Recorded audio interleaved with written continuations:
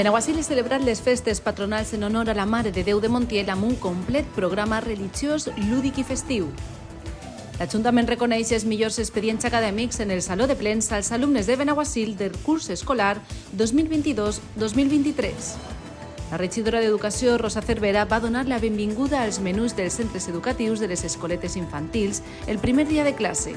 Es contracta a 15 veïns desocupats a través del programa Avalem Joves, Avalem Experiència i Endisc, que desenvoluparan eines de suport i neteja en edificis municipals i en la brigada municipal.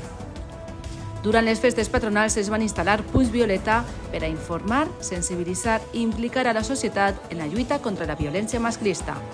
Benaguasil continua sumant propostes artístiques amb un nou mural a l'aire lliure elaborat en 3D.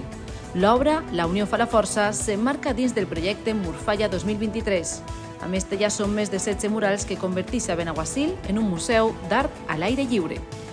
La regidoria d'Esports ha finalitzat els treballs de millora integral en la pista esportiva multidisciplinar del poliesportiu municipal amb l'acondicionament del paviment en canvi de color, el pintar de línies de joc per a la pràctica de bàsquet, tenis, futbol sala i handbol. Benaguasil aposta per un nou curs d'activitats per a tots els públics d'oci, temps lliure, salut i benestar i esportives per a tots els veïns i veïnes. Les falles de Benaguasil celebren el mig any faller amb activitats infantils, paelles i ambientació musical en l'Avinguda de Montiel per a celebrar que queden 6 mesos per a falles. Més de 400 corredors van participar en la Pujada a la Montieleta organitzada pel Club ACPL de Benaguasil, un circuit de 10 quilòmetres inclosa dins del circuit de carreres populars de la Diputació de València.